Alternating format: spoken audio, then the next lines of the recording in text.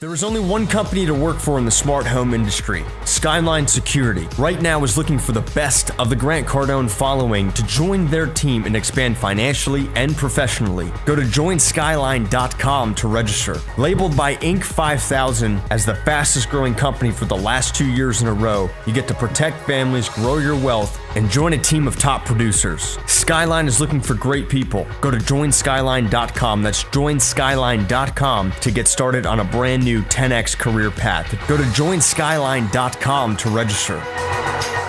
If you're not satisfied with the status quo, if you want to kill the competition, if you're ready to grow your business at massive levels, I want to take 3 days to spend time with an exclusive group of people, entrepreneurs, business owners, business managers, coaches, and experts, and show you how to get a competitive edge in your business using social media, using e-commerce, using sales, salespeople, cold calls, follow-up, and a sales cycle and a business cycle that I guarantee will 10x your business in 2018. I'm doing this at the Diplomat Hotel. I'll take care of your hotel room. I'm gonna spend 3 days with you, and we're gonna focus on a plan that 10x's your business in 2018.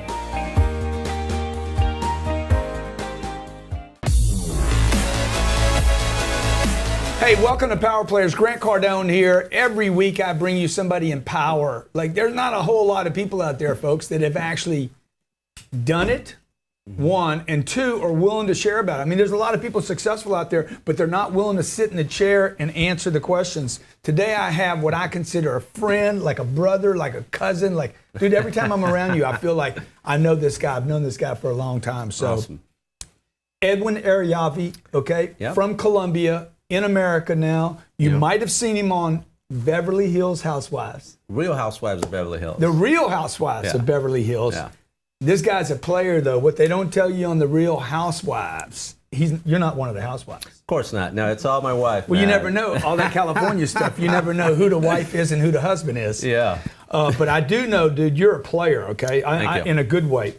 He's on the 500 list 4 years in a row for the fastest growing company called Skyline Security. Yeah. Company does, what'd you tell me? 37 million. So we've gone 12, 37 19, million. 24, 37 million. A year. A year, yeah. Born in Bogota, Colombia, so you didn't come for money, right? No, so I was born in Colombia. Yeah, yeah. And then my parents would come to the U.S. For work. And Yeah. then when I was about 6 years old, my parents decided to bring my older sister and I to the United States for a better opportunity. And when I first came to the U.S., man, it was a total dream. It was just like I had seen on the movies. And my dad picked us up in this like brand new. And how old were you at that point? 6. Okay, so you're already like, how can a 6-year-old say this is a dream? I was watching movies in Colombia. I'd watch a lot of movies, and so we come to the U.S. My dad picks me up in this brand new 1984 dark green Mustang, takes us to this beautiful home that's got this awesome big pool. I just remember this big pool, but unfortunately that dream didn't last too long.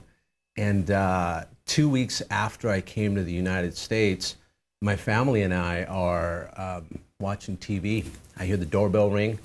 As I go up to answer it, it's law enforcement kicking me down with guns drawn. Wow. And they push me to the side, and they're there to raid our house and arrest my mother and father. Where were you living? We were living in a city called Glendora. Okay, out in California. Out in California. And what were your parents arrested for? Suspicion of drug trafficking. So my mother gets acquitted 3 months later. My dad gets acquitted 8 months later. But then after that, every 15 months, we were getting raided. Wow. And finally, at 10 years old, we got raided one last time. And this time they did find my dad guilty, and they put him away for 10 years. And, man. You know, that was a big blow to me. My dad was my... How old were you at that point? 10. Yeah. My dad was my hero. I admired how he took care of, even though I didn't know what he did for a living. Yeah. What was he in the drug trade? He was a little bit of drug trafficking here and there. Yeah, and, yeah. But a little bit. You get arrested for a little bit as much as a lot. So even though I didn't know what he did, I just admired how he always took care of everyone. He was... Excuse me. Yeah, no worries. He was... You're bringing up the drug trade. He was responsible and he always came through on his word. Yeah. That's one thing I admire to this day. So even though he was working, he was on the wrong side of the law, he was showing up every day, was responsible, he was trying to take care of his family. He was trying to take care of his family, yeah. So that night, the cops were nice enough to let me talk to him, and him and I had a conversation, which was, you got to become the man of the house, and I need you to take care of your siblings, and I need you to take care of your mom. Her family had grown now, so I had a little brother now, a little sister. And then 2 years after that, we ran out of money, and we were just so broke that we couldn't afford rent. So my mother found... You're 10 or 12? Now I'm 12. 12. So you're watching your mom struggle. You and I have a lot of similarities with that. Like, not being able to help and wanting to. And she just didn't know what to do with money, so she, we lost it. And then we were so broke that we ended up renting an apartment in Southeast LA, which is a city called Huntington Park, which is where I grew up. It's a city that borders Compton, to kind of give you an idea. Yeah. And we were so broke that we had to share the apartment with 8 other people. Wow. So now we had 12 people living in a house. My mother and siblings and myself are in one bedroom. And as you can imagine, it wasn't the best living situation, and we were cramped. But my mom, one thing I always give her credit for, she always gave me love. Yeah. And she was always encouraging me. She was always, Edwin, you have greatness in you. And you're going to be somebody when you grow up. She kept telling me this every day. And every night I would go to bed, Grant, I literally became obsessed with the number 100,000. I would say to myself, I don't know how I'm going to do this, but I need to make $100,000 a year. Yeah. So what's why? I mean, do you know? Is there something you've seen now? Is it your dad telling you be responsible, take care of the family? You got to be the. Yeah, it's definitely my dad always taking care of people, and obviously me promising my dad that I would take care of my mother. But it was also seeing my mom just bust her butt, and she didn't know any better, so she just was cleaning offices all the time, and she. I wanted to make sure I made her proud. And, the 100,000 obsession with that, the only successful person I sort of knew at that point was a friend of ours that was in car sales, and he did $100,000 a year. So I was like, man, worst comes to worst, I'll sell cars, but I'm going to make $100,000 a year somehow. And then fast forward to me being 15 years old, I ended up landing a job as a telemarketer, selling long distance over the phone. And at that point, I'm just so grateful to have a job, and at the same time so fearful that I'm going to lose it, that I just went in there and I worked my ass off. And because of that, I got some results. I became a supervisor at the age of 16. Now I was making $600 a week. At age 18, I started making $800 a week. I was $900 a week. I was a manager. I was in charge of 6 people, but those 6 people had 6 people. So essentially, I was in charge of 36 people. At what age? 18. Wow. Yeah, but more importantly, I'd become the right hand of the VP of sales for that company. So then fast forward to 3 years later, now I'm 21 years old, and he comes into my office and he says to me, hey, Edwin, I'm going to resign, and I'm going to start this alarm company, and I want you to come with me and help me build it. And he says, I can't guarantee you the $60,000 a year that you make now, but if you make this, you can possibly... 21 years old, just so everybody understands. I mean, that's listening, or maybe you're just, you're like, oh, he's such a good-looking guy. You're digging his story, you're stuck on something. 21 years old, the guy's making $60,000 a year. Yeah. Okay, how many years ago is this? 19 years ago. 19 years ago, that's probably $25,000 today.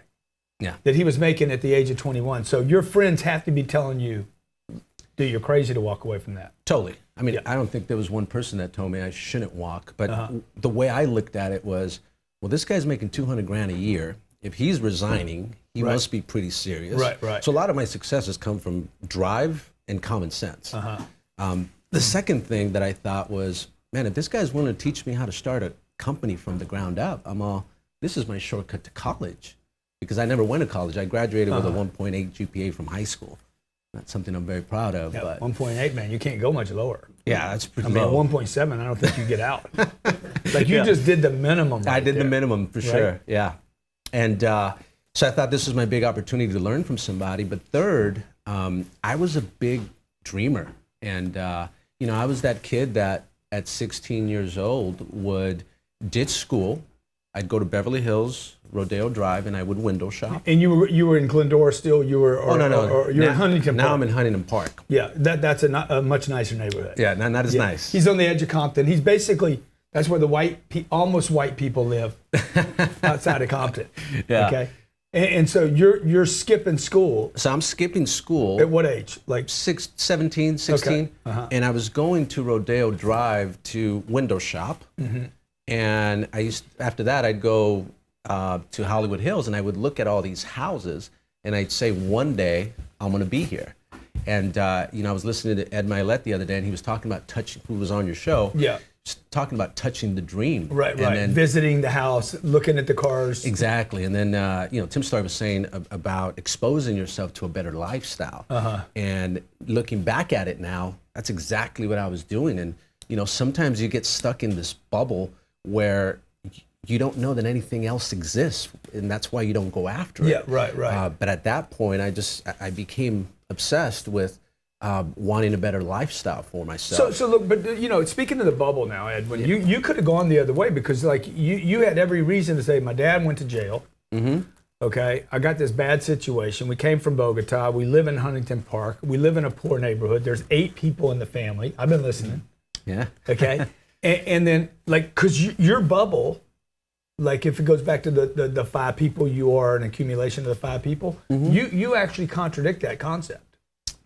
Because you totally got outside of that bubble. I got outside that bubble, and I started hanging out. Another thing that I think about is from back then was, at 16 years old, I got recruited to do a little bit of modeling, uh-huh. and it took me to the West Side.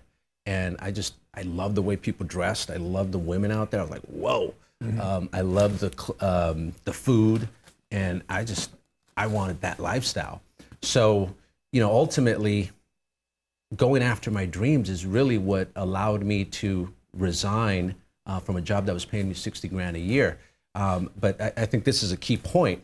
I'm 21 years old, and I made the decision that I wanted to make $100,000 today, not uh-huh. 5 years from now, today. And I looked at my options. I knew I wasn't going to be a rock star anytime soon. I knew I wasn't going to be an actor anytime soon. Yeah. And I knew I wasn't going to be a pro baller anytime soon. So at 21, if you want to make that type of money, correct me if I'm wrong, but the only way you could do it is sales. And I knew that was my vehicle, sales. And then it was just about the opportunity that was given to me. And I'm a big fan of finding a vehicle that gives you margins on what you're getting paid on commission, but it allows you to scale. Yeah, and when we come back from break, I want to talk about the margin, the scaling, because we talked about that in my office. Yeah. And I'm like, so many people are missing this, okay? Yeah. This guy, look, if this guy can do it, you got 2 people sitting in front of you. I lost my dad when I was 10. He lost his dad when he was 10. Yeah. Well, he's still alive. In fact, no, I've been taking care of him. You lost him for a period of time to prison. I did, yeah. Right? Like, he's not there every day. He's not there to coach you. He's not there to mentor you. He's not there to guide you. We both grew up in environments where a single mother did not know how to produce income. I don't know if your other brothers and sisters turned out the same way you did. Yeah, so my little brother and sister, they entrepreneur. They making $37 million a year? So my brother is my right-hand guy at the office. Okay. My younger sister's up and down. She's a work in progress, but she's starting to do well. But we see everybody's got their path, and the power players find their way to this seat, right? So this guy made it out of poverty, out of his problems, okay, out of living with 8 people, driving a Lambo. Only Lambo I've ever been in was his car, by the way, in Hollywood. I scared you, didn't I? You did scare me a little bit. Yeah, we went pretty fast. Okay. So when we come back from break, we're going to talk about, hey, how do you get out of where you are? How do you start really making the dream a reality? This guy's a big deal. He talks about dreaming a lot, touching the dream. Mm-hmm. We're going to come back and talk about drive and common sense, what's that made, and how grateful and being fearful. Mm-hmm. I like that comment, dude. I'm scared all the time. Yeah, I'm scared too. Are you still scared now? I'm scared of being broke all the time. I'm scared of having to go back to that lifestyle. And I think, I think a lot of my success, I think, came from having a taste of money. Because when I was a little kid, before my dad went to jail, pretty much had whatever I wanted. And then it just gets taken away. Yeah. And then you go to the opposite of that. Yeah. And then you realize money is options. Once you get a taste, man, you just need it's like the drug dealer. Just try it one time. Same thing with success, man. If you can just get a little taste of it, and then have some people around you saying you can do it. Okay, we'll be right back from break. This is Power Players. There is only one company to work for in the smart home industry, Skyline Security. Right now is looking for the best of the Grant Cardone following to join their team and expand financially and professionally. Go to joinskyline.com to register. Labeled by Inc. 5000 as the fastest growing company for the last 2 years in a row, you get to protect families, grow your wealth, and join a team of top producers. Skyline is looking for great people. Go to joinskyline.com. That's joinskyline.com to get started on a brand new 10x career path. Go to joinskyline.com to register. Hey, welcome back to Power Players. Today I have with me a self-made, that's right, he made himself. I'm sure God had a little bit of, Yes. a little contribution in there, but A lot of blessings. he had a lot of choices. This guy right here sitting next to me had a lot of choices, a lot of different ways he could have gone. And he made enough of the right choices to end up in that chair, and we call him a power player. $37 million a year is what his company does. He's got a net worth of about $40 million.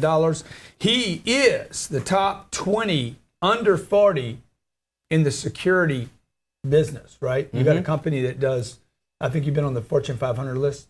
Not Fortune, it's Inc. 5000, Inc. fastest growing companies 3 years in a row. I got Inc. 500, man. It's Yeah. Inc. 5000. Yeah, 3 years in a row. How many employees? We have 100 office employees. Yeah. We have probably 100 installers nationwide. Yeah. We're in 30 states. And we have probably over 300 sales reps. But the best part is I feel like we're just getting started, man.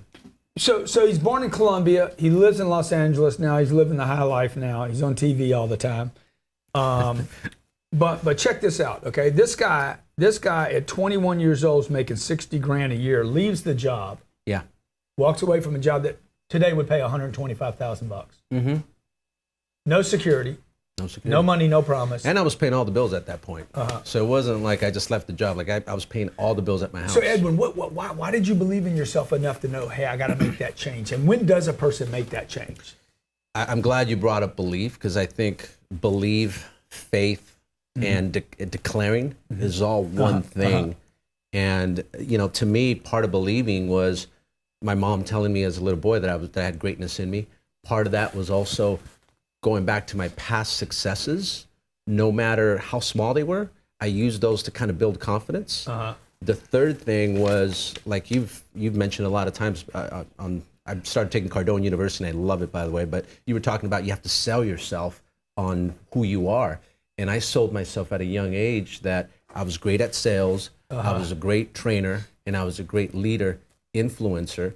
And then the last thing, which is probably the most important thing, which you also mentioned at the beginning, I just felt like God was with me at all the time. Yeah. And I felt like he would put the right people in front of me for the unknown, right? Because there's For the unknown. yeah, because I focused on my strengths, what you don't know. Yeah. In 2009, we had 6 office employees.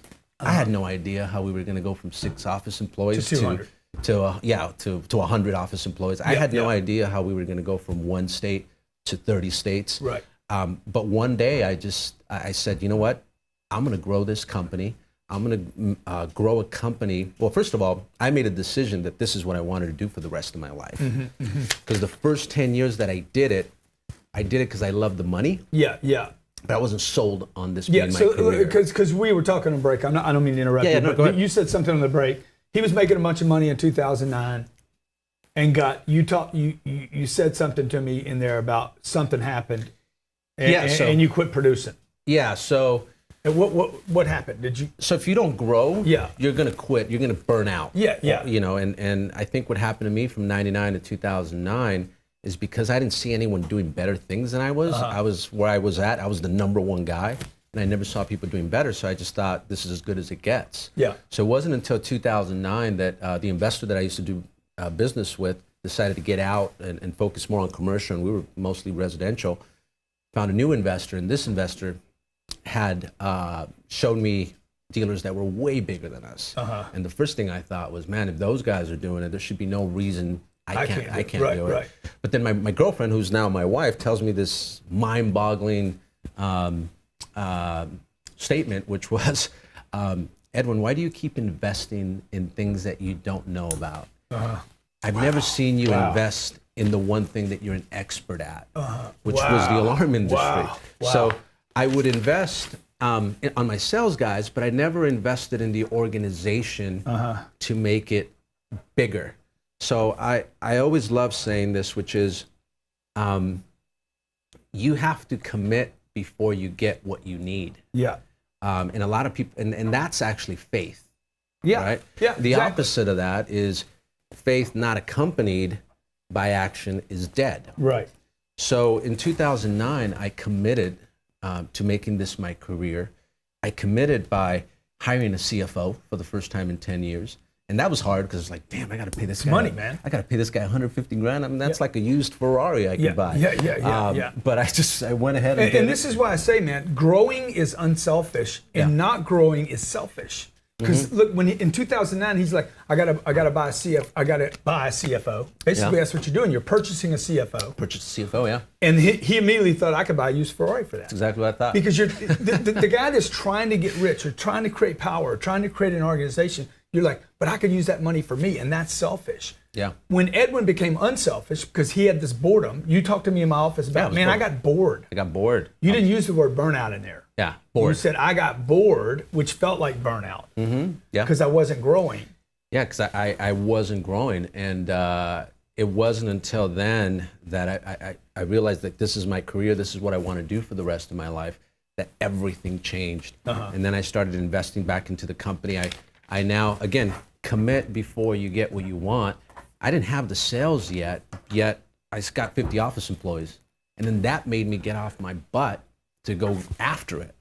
You know, because now I had to bring in the sales because I just invested all kinds of money. Now you had to, because now you're back to fear and grateful and fear. Yeah, and then I did that again in 2014. I bought a new building, spent $2 million on the building, and then I spent like almost $1 million on decor, and I'm like, shit, now I got to fill this place up. Right, You know, it's like build it, they will come.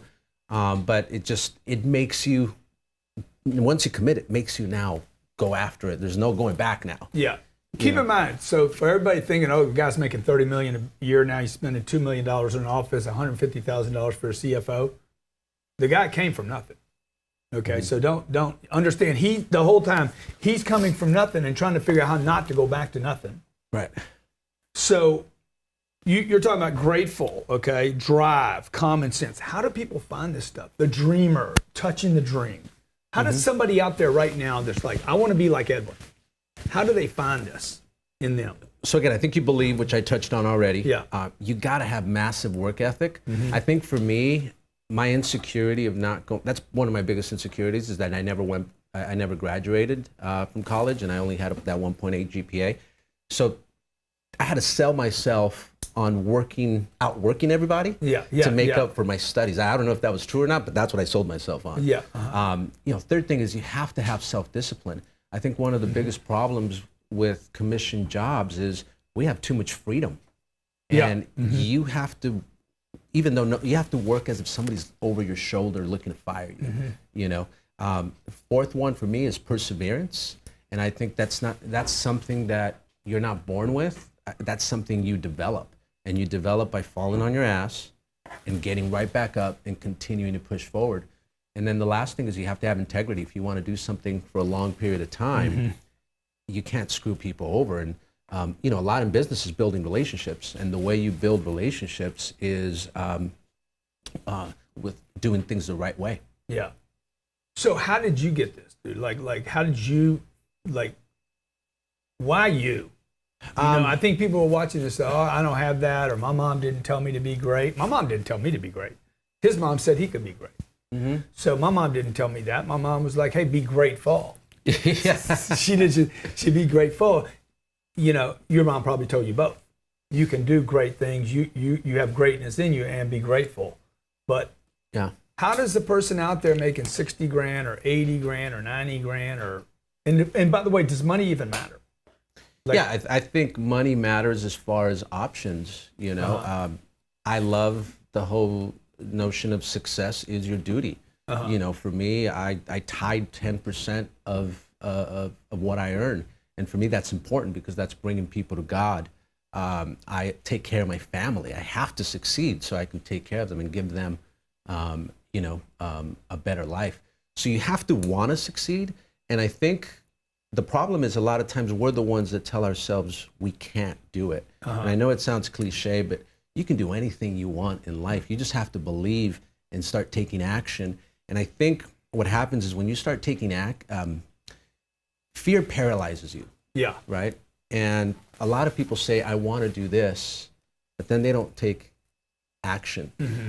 So part of it for me, I think to answer your last question is, you have to find a goal that's going to make you want to get off your ass, right? And that purpose has to be big enough, bigger than anything. Right. And I think a lot of people, the reason they don't is because they don't find the right purpose. That purpose isn't big enough to get them off their ass. So like a quick example for me, I sort of say I got tricked into success because one of the first things I did after I made my first $5,000 in a week was I went to an open house. And I remember my friends making fun of me. Why are you going to go to an open house, dude? You don't even have a college degree. Relax, dude. You just started your business, dude. A house is a 30-year commitment. Right. Why don't you wait to see if this business is actually going to work out? But my thought to them was, man, I'm worth $100,000 a year, no matter what I do. Right. And this is back then. I think I'm worth a lot more now. But, but I'm worth $100,000 a year. It doesn't matter if this business goes to crap. Whatever I do, I'm going to be successful at it. So I went to this open house, and then they gave me a blueprint. They said, hey, Edwin, you need to come up with $12,000 down. You need to make $1,400. He's doing the math payment. Yeah, straight out of Millionaire, the Millionaire booklet. Yeah, that's somebody's going to give you the math class, folks. So it's funny because then I was like, well, I make $1,500 in a day. I got 29 days to save, and then I went back and just like you said, I looked at all my bills. My bills were $4,000 a month, so I knew I needed to save $1,000 for my payments. Yeah. Right.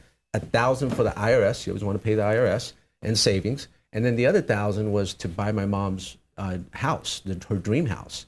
And then I set a date on when I was going to do it by. When are you going to have success? When are you going to have success by? And you have to set that date. And that date has to be like your life depends on it. Like your kid's life depends on it. There's no way in hell you're not going to hit it. And so then I drove my mom to the house, took her. I said, Mom, this house will be yours in 90 days. So I committed. Wow. She starts crying. I start crying. I said, even if it's not this one, it's going to be one that looks just like it. Right. So then it was about doing 8 to 12 deals a week. Right. And who's got my money? What's in my toilet back there? You were taking a leak. Yeah, who's got my money? Right there, where you're taking a leak, where the men take a. Yeah. So what was crazy about that, Grant, is I can't tell you how many deals I got at 10:30 at night. Yeah. And I can't tell you how many times I wanted to quit at 8 p.m. But because I had a purpose, literally what I would remember was my mom sweating, carrying these buckets of water, and I remember her crying. Because our situation was so bad, and that pushed me. Because I had that pushing me, I got that deal. And the way you get confidence is with results. So if you compare me to someone that was more talented than I was, he stops knocking at 8 o'clock. I keep knocking until 10:30. So I end up getting a deal. So now my confidence goes up. His doesn't stay here. Because every day he sells, he doesn't sell, his confidence goes down. Right. And then you have this separation. So I believe that when I made that $5,000, if I wouldn't have done that, if you wouldn't have a place for the money to go. Yeah, if I wouldn't have found my purpose, my purpose would have became my bills. And the problem is my bills, then I would have taken 3 weeks off. Because my bills were only $4,000. I was like, exactly. I'm on top of the world. Right. And then then 90 days created a habit in me. And then results, I was like, oh shoot, this shit works. Sorry, I didn't mean to say shit. I'm like, this thing works. And after that, I just started applying this formula, which is basically declare. As soon as you declare, you take action. I love that. And then you have success. Have success is the date on when you're going to do it by. And using that simple formula, I've been able to acquire so many things, man. I could go on and on and tell you all the things I've done. Look, this guy's living the life. I'm telling you, folks. Okay, so he came from nothing, started in telemarketing. Nobody wants to do that. Yeah. Talks about sales like it's he was having sex with Eve. I mean, he loves sales. You can hear him when he talks about it. He doesn't talk about it in a degrading way. He doesn't talk about it like I hate sales. You don't hear Edwin talking about rejection and disappointment and discouragement. Look what he's talking about. Yeah. drive, common sense, big dreamer. How important was it for you to see those big homes in Beverly Hills or Hollywood Hills or the Rodeo Drive? How much do you think that like fueled It was huge. possibility? It was huge. And, you know, I think that was a big reason getting out of that bubble of Huntington Park. Because again, I've seen a lot of people stay in that bubble. Right. And what happens is as you get older, then it gets harder for you to get out of that bubble because then all your considerations are the voices that tell you can't do something. Yeah, yeah. Oh, I don't want to go. Or that you can do something. Yeah, yeah, exactly. Right. I don't want to go hang out over there because I'm going to look stupid. Like I remember the first time I went to a fine restaurant, I ordered my steak well done and it was in front of a big group. They all laughed at me. Because I didn't know you were supposed to order a steak medium rare or medium. I ordered it well done and this was like a $200 steak. But my mom always told me order them well done. So I'm like, well done. And the whole table just laughed at me. Why? I mean, what's wrong with well done? I mean, I don't eat it well done either, but It's apparently that's not what you it's do with, inappropriate or something? yeah, with fine steak. You're not supposed to do that. Oh, okay. But you know, I look at situations even now. I'm surprised. You were in Beverly Hills at the time?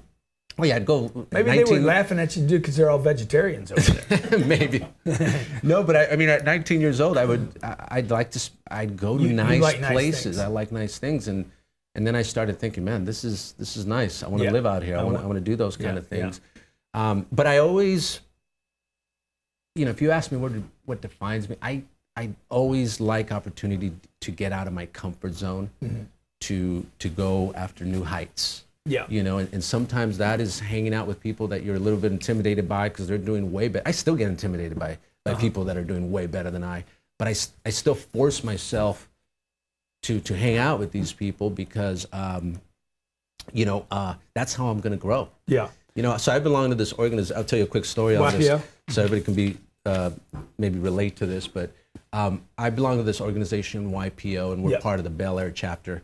And Got to be a lot of rich kids over there. a lot of them, a couple billionaires. Right. So anyways, we meet once a month, my forum, it's about 10 of us. And the idea is we all share our experiences, whether it's business, family, whatever it is. Right, and you're not supposed to give advice, you're supposed to give your experiences, right? Yeah. And hopefully I'm not giving out too much info, but this I can talk about. It's the first day and I'm supposed to introduce myself. And I'm so intimidated because there's a lot of guys doing well there. Yeah, Dude, yeah. I start sweating like I ran a marathon. Wow. And it's not stopping in front of these 10 guys, Wow. man. How long ago was this? This is about 3 years ago. Okay. So you're successful. You're making money. You got the big house, the car, success, and you're still feeling a little insecure. Oh, yeah. I mean, I start sweating and I was like, please stop. And it just kept sweating more and more and more. And, but again, those are the situations that, you know, help you grow. And you know, those guys were comforting and, man, don't worry about it. And And, you know, I've learned so much from just hanging out with those guys. They're doing way bigger things than me. How important is it for Edwin and for the viewer to like get themselves in those situations? The YPOs, It's huge. I mean, you spend money to do it? Do you spend time to do it? Do you travel to do it? Well, and now you have to be sort of recruited, right? Yeah. But if it's not YPO, but like if it's, hey, I'm gonna go hang out in a mastermind group. Like we're doing a gig here, April 6th, 7th, and 8th. Right? Yeah, you want to hang out with people that think differently, right? Because if you know, don't get me wrong, I still hang out with all my high school buddies and all that good stuff, and I still go back to where I grew up. But you got to hang out with people that are doing better. You can't just hang out with people that are going to tell you how great you are. Right. You know, I always try to hang out with people that are, and again, I hang out with a lot of people, but I always make time to hang out with people that are doing way better things because they encourage me. They and inspire you motivate to me. the next level, Yeah, right? So that's the stars, right? Yeah. I want to go travel there, right? So you tithe 10% of your gross income. Mm-hmm. So that would be a lot of money in your case. Actually, not gross, net. Oh, okay, your net. Should be gross. So net. Yeah, I think it should be gross. Yeah. I'm getting there. So I can tell you since I started doing that as well. Yeah. And I didn't do it purposely. My business just took off. I'm telling you guys, the I thing started tithing in 2011. I finally said, you know what, just take it out of my draft. Right. Writing the checks a little harder, right? Right. And ever since 2011, you look at my stats. Totally. You spend money. You spend money. If you get rid of money and you have the right purpose in life to provide for others, help others, you'll make more money. Sure. When you tithe 10%, whether it's the net or the gross, do you invest 10% in yourself every year, you think? I And by the way, would that be a good calculation for people to use? I think it's great. Yeah. Yeah. So at the beginning, one thing that I've always done is I always like to stay hungry, right? Yeah.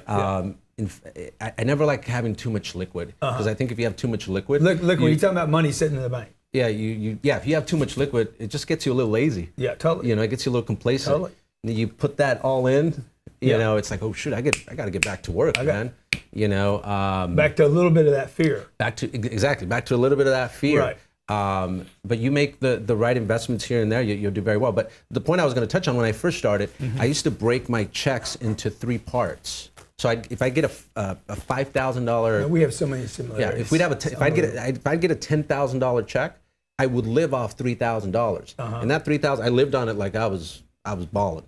Yeah, but the other $3,000 for IRS and savings, and the other $3,000 was a reserve account that no one could touch. That was just if I ever, God forbid something happened to me, I couldn't work for 2 years, you'd go into that fund, and I always kept that. But because of that, if I wanted to live on a $5,000 a week pay, I'd have to make 15 grand. Right. So it would push me. Right. And again, you have to have the self-discipline. Do you see a lot of people change their living standards before they change their production standards? Like they make a little more money and they spend it. Yeah, I see a lot of that, and I think that's why I love this rule of splitting your check 3 ways. Right. I think it gives you a reality of where you really how much money you should be spending, right? So again, for me, and I remember 5 grand. So no matter what you're making, if it's 10 grand, a third. Yes. If it's 15 grand, then you can only increase your spending on self. Yeah. By that third of the 15. By 5,000, yeah. Now the other 2 would go up as well. I like that because they're all connected. Exactly. Yeah. Now, what's nice about that reserve is sometimes you'll have an opportunity, like I've had, many times. I bought a house on the sand, and this lady had bought it for $4 million. She was going through a divorce. She just wanted to get rid of it. I was able to pick it up for 3.2. This last house I just bought, lady. How many houses you got, man? I got about 6 or 7. Dude, you got 7 houses? Yeah, but 3 are my main ones. Oh my gosh! You guys know I'm about to give him a spanking in public right now. And a building, in a nice building. Yeah. But the thing is not getting comfortable. I wanted a specific house. My dream house. Yeah. I wanted it to overlook the entire city. And I wanted to be on the edge of the hill. I didn't want a house in front of me. So the house that I had 5 years ago, I was in Hollywood Hills, but I still had a house in front of me. You didn't so like I was that. like, man, I love this house, but it wasn't my dream as a kid. Right. So I kept pushing, and it's funny. I've been eyeing this house for the last 4 years, and it finally goes on the market, and I see it just drop, bomb in price. And finally, I'm ready. I end up picking this house for $1.2 million less than what the previous owner had bought it for. Yeah. People do lose money on homes, folks. Yeah. Well, this lady is, it's public knowledge. It's Megan Ellison, who's the daughter of Larry Ellison. Okay. 4th richest man of the world. Yeah. So she had just sold the house next to it for $36 million. Would you pay? So she made $6 million. Would you pay for the house that you? I paid 4.1. Okay. And she bought it for 5.2. Yeah. She didn't. It's a rounding error for her. Yeah, exactly. She's like, Edwin took advantage of me. I lost a quarter. Exactly. Okay. Hey, I want to go back to one other thing right now. Okay. How the money motivated? Because I hear you talk about money a lot, and I don't want people to get confused with that, because a lot of people out there, because of your training and education, you're like, oh, money's not the most important thing. You've heard Edwin talk about giving money, taking care of his parent, taking care of his mom, taking be an care inspiration of his to people too, right? And being an inspiration. So, how important is the money thing to you? Very important. I think it gives me. I love this, dude. Nobody talks about this. It gives me options to do certain things. It gives me options to help people. It gives me options to inspire people. To buy 6 homes. To buy 6 homes. You got to dump some of those houses, dude. I'm gonna. When this is over, I'm gonna sit down and have a conversation with you. So one of the beauties about our industry. You don't have any debt on those homes. I have some debt. Okay. I have some debt on those. The 6 homes? But no, on 4 of them. Okay. But are you renting homes? It's a nice rental. Yeah. No, I rent them. Okay. Yeah, no, I make money off them. Okay. I rent them. Yeah. So I rent them, and the beauty about I feel a little better about you, but still not real good. No, the beauty about our industry is that it's a cash flow cow. Yeah. And being in the security industry. Being in the security industry, and now, so that that allows me, if you have cash, you don't need to sell your houses, right? Because you just, like you do, right? You invest them. Yeah. But my industry, I feel like we're just getting started. Yeah. So now our industry's evolved into the Internet of Things. So I look at our industry as the next luxury industry that's going into a necessity. That means no matter how broke you are, you're gonna have it. Yeah. So right now, only 2% of people have home automation. In 10 years, 75% of people will have home automation. So I look at it like cell phone industry in the early 80s and early 90s. It was only for affluent people. Now, no matter how broke you are, you have a cell phone. You can go jobless for 6 months. You have a cell phone. Yeah. Same thing with cable. Same thing with internet. The same thing is going to happen in the alarm industry, in home automation industry. In fact, in CES, it was the #1 thing talked about this year. Last year was self-driving cars. Now CES is what? It's the electronic show, biggest electronic show. They were talking about home security. Home automation, the Internet of Things. Yeah. And we're at the forefront, and I feel like we're just getting started. So even though I've had this success. So how big is the opportunity at your company? Like, could you do 137 million a year rather than 37? Yeah, my goal is to do 300 million. My goal is to do. So is 300 million a real number? Yeah. Per year? Yeah. What does Edwin have to do? So I want to touch on that. I'm glad you asked. Yeah. So one of my We're going to go a little long here just because I want to see what it takes this guy to do to 10x. One of my big secrets to my success, which I didn't talk about, was at the phone company that I worked for, they used to make us study for an hour before we got on the phones. And you're back at 19. Back at 15. Okay. So we had to literally study for an hour, and we had to then go and sell. Well, I did that for 6 years straight, and that got my mindset to where it needed to be. Right. Right. The mistake I made is at 21, because I started my own business and I started doing pretty well, I gave up on the study. Yeah. And the personal growth. The self-improvement. Personal growth, right? And it wasn't until literally a month and a half ago, we joined Cardone University. We sold in Cardone University, just so you know. He pays for it just like everybody else. Yeah, big fan. And it hit me like a ton of bricks. I'm like, holy crap. I started thinking big again, because what happens is you start doubt. No matter how successful you are, you start getting doubt, and the doubt that started to kind of come to me was, you're not smart enough. You've taken it to 37 million. Now you're trying to take it to 100 million. Now you're trying to take it to $1 billion. That's a whole different level. Be grateful, man. Exactly. You got plenty, man. Take what you got. And since I've been studying, so now I'm back to, I study an hour. I wake up at 4:30. I'm on study by 5. I'm done by 6:15. I'm busy dude, busy guy. Okay, he's doing a TV show with Bravo. He's running a company with 100 employees in-house and another 100 service people, and he's making the time to study. Yeah, I mean, that's huge. And since I've done that, man, it's like my eyes are open to a new world, and I'm like, what I think right? If I would have not given up studying, I think I'd probably be a billionaire right now. Yeah. I seriously believe that. So now I'm back at it. Dude, let's meet again another year from now and do this. Maybe we wait to the end of the year. It's only 7-8 months away, and talk about, okay, what you've done. What do you think you'd have to do? 3 things you'd have to do to go from 37 million to 300 million. Well, we'd have to hire. So right now we have 300 sales reps. We'd have to get to 200. You have how many sales reps? No, right now? we have about 300 right now. We'd have to get to about 1,500 sales reps. Okay. So one of the things that I've already talked about. 5 extra sales reps. Yep. My goal is to open up 30 offices, across the U.S. We have to do about 50. To do 300, we have to do about 100,000 accounts a year. Right now we're doing 20. Yeah, 20,000. 20,000. Yeah, so you have to 5x. 5x. You have to 5x your sales, 5x your how many offices do you have that part I'm sold on. It's what the so operations. Dude, how do we get there, bro? The operations. Somebody's going to do it. Is this possible? Oh, it's possible. Okay. It's the operations. You got to get the right people to start falling in, and I think Well, right now it sounds like you got to get any people. Yeah, no, I got to get a lot of people. But on the sales side, I think we're just getting started. So how I'm going to get there too is, if you look at my 6 competitors. Yeah.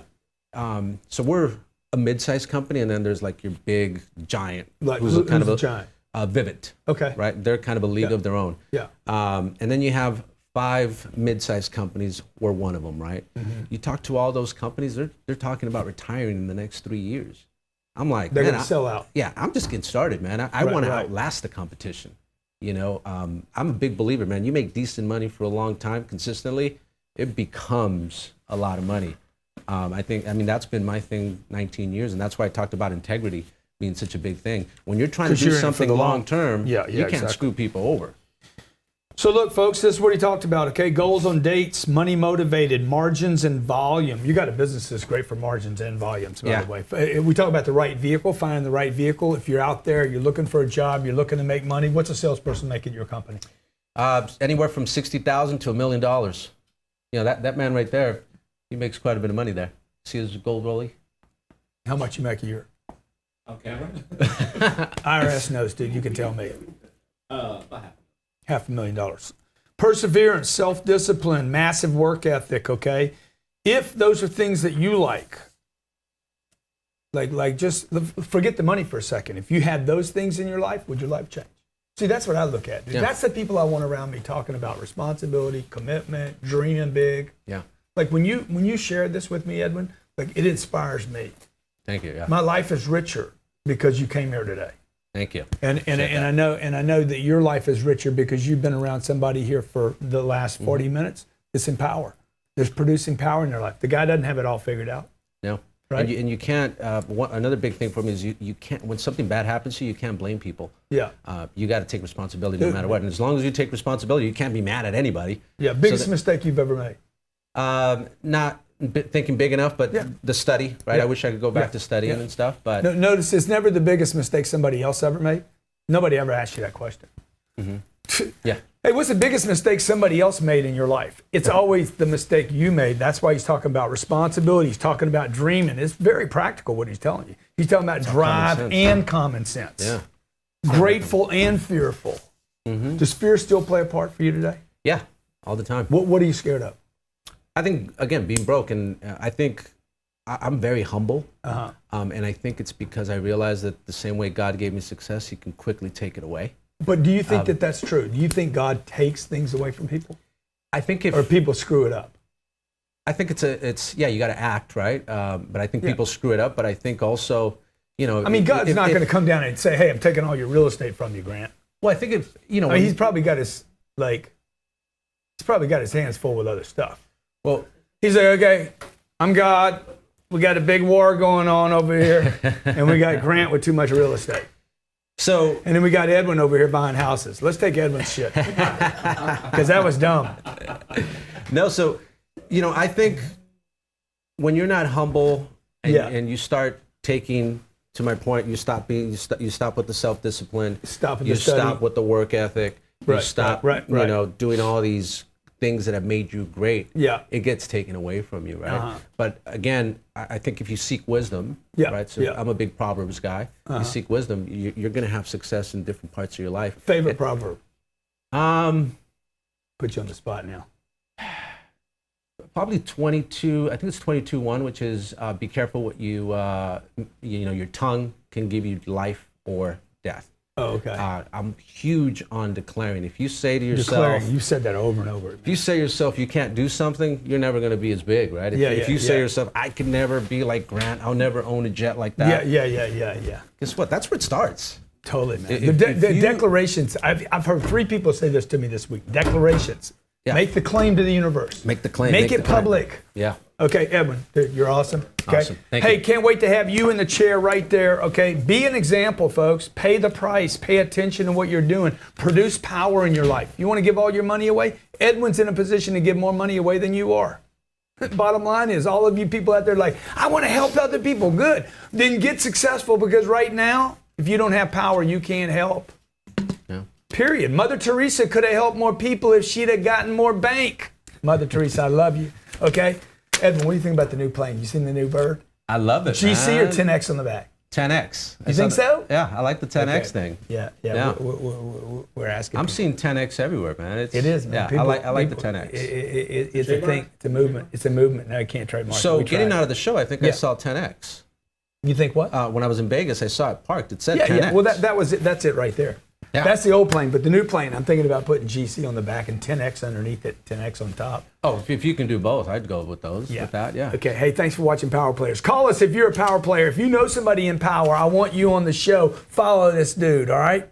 There is only one company to work for in the smart home industry, Skyline Security. Right now is looking for the best of the Grant Cardone following to join their team and expand financially and professionally. Go to joinskyline.com to register. Labeled by Inc. 5000 as the fastest growing company for the last 2 years in a row, you get to protect families, grow your wealth, and join a team of top producers. Skyline is looking for great people. Go to joinskyline.com. That's joinskyline.com to get started on a brand new 10X career path. Go to joinskyline.com to register. If you're not satisfied with the status quo, if you want to kill the competition, if you're ready to grow your business at massive levels, I want to take 3 days to spend time with an exclusive group of people, entrepreneurs, business owners, business managers, coaches, and experts, and show you how to get a competitive edge in your business using social media, using e-commerce, using sales, salespeople, cold calls, follow-up, and a sales cycle and a business cycle that I guarantee will 10X your business in 2018. I'm doing this at the Diplomat Hotel. I'll take care of your hotel room. I'm gonna spend 3 days with you, and we're gonna focus on a plan that 10X's your business in 2018.